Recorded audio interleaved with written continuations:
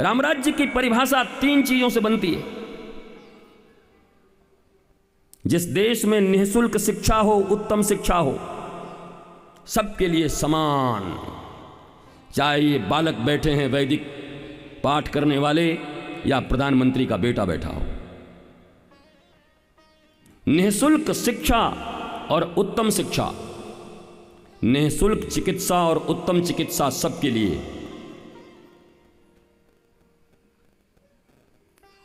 एक लकड़ी काटने वाले के बेटे को ही पता है कि मेरी किडनी खराब होगी तो भारत के सबसे बढ़िया हॉस्पिटल में, जहां सबसे बढ़िया है, मेरी इलाज होगी।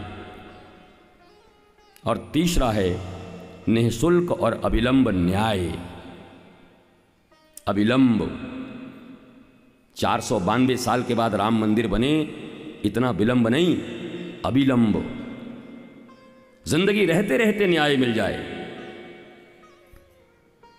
ये 3 चीजें जिस समाज में होंगी, वास्तव में वहीं राम राज्य आएगा। करप्शन दूर करने की बात करते हैं, भ्रष्टाचार दूर करो। वो तभी होगा जब तुमको ये एश्योर होगा कि तुम्हारा बेटा भी सबसे बढ़िया स्कूल में पढ़ सकता है।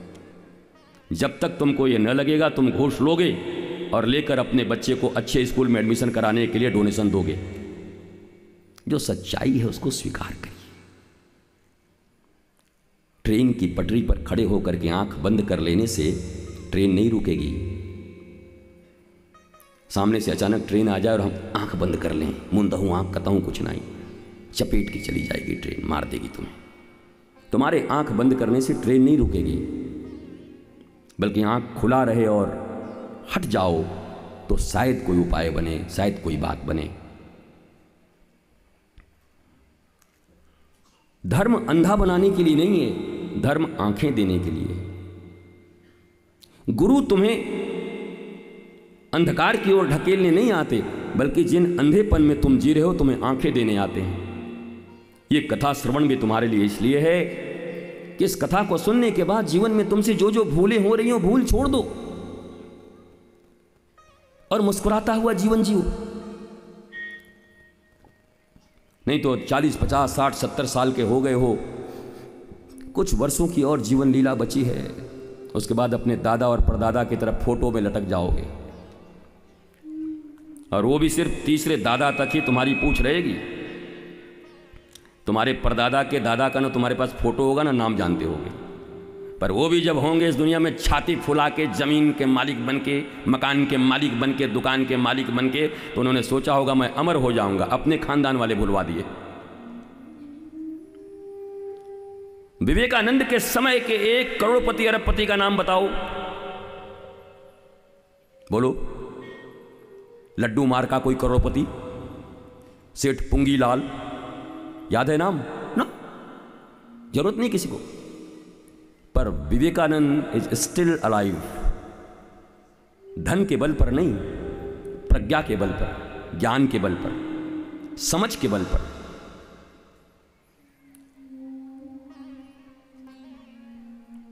धनवान तो राजस्थान के बड़े बड़े राजा थे,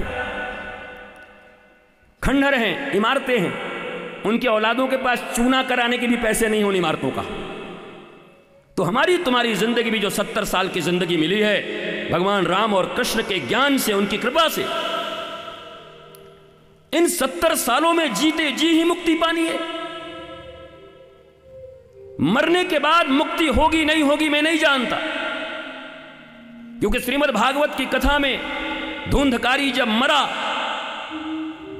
तो धुंधकारी का भाई गोकर्ण ने गया में जाकर 100 बार उसका श्राद्ध किया, फिर भी प्रेत बना रहा। अगर गया में श्राद्ध कर देने से किसी प्रेत की मुक्ति होती है तो भागवत क्यों झूठ बोल रही है? प्रश्न है तुमसे। श्रीमद् भागवत में 100 बार अपने भाई के मुक्ति के लिए गोकर्ण ने प्रयत्न किया, लेकिन उसके बाद भी भाई प्रेत बना रहा। भाई किस लिए? हो जाना चाहिए था, नहीं हुआ, क्योंकि वह जीते जी ही प्रेत था। वासनाओं में डूबा हुआ, कामनाओं में डूबा हुआ, बाप को लात मारने वाला, मां को आत्महत्या पे मजबूर कर देने वाला, पंच तन्मात्राएं शब्द स्पर्श रूप रस गंध इत्यादि में वेश्याओं की भांति पड़े रहने वाला, इसलिए कोई अनुष्ठान और कर्म कांड उसको मुक्ति न दिला सका। मौत भी बड़ी खतरनाक हुई और जिंदा भी बड़ा खतरनाक था, और मरने के बाद प्रेत भी खतरनाक ही था वो। मेरे प्रिय भारतवासियों, मेरी माताओं, मरने के बाद क्या होगा कुछ पता नहीं। जीते जी तुम्हें मुस्कुराना है, जीते जी अपने घर परिवार में रहते हुए नृत्य करना है, आनंद करना है। जीते जी रो रहे हैं अपमान में, धन के अभाव में, बच्चों के एडमिशन के लिए, फ्यूचर के लिए, शरीर के रोग से दुखी, पड़ोसी का मकान हमसे बड़ा है, हमारे पास नहीं, हम रो रहे हैं। और तुलसी में रोज जल डाले जा रहे हैं, शिव जी के खोपड़ी के ऊपर गंगा जल डाले जा रहे हैं। अरे गंगा जल उन्हीं के जटा से निकली, उनकी खोपड़ी पे काय को डाल रहे हो? कुछ अपना डालो, कुछ अपना दो। उन्हीं के जटा से गंगा जल निकली, उसी से निकाल के एक लोटा हर हर बम बम बम बम बम बम बम बम बम। भैया रिजर्व बैंक से ही माल लूट करके रिजर्व बैंक में जाके जमा कर दीजिए। जाइए बैंक में, बैंक ही लूटिए, बैंक में जमा कर दीजिए। अब पकड़ में आ गए तो फिर खाना भी फ्री होगा जीवन भर अंदर में। इसलिए ये कौन सी प्रज्ञा, ये कौन सा बुद्धिमानी है?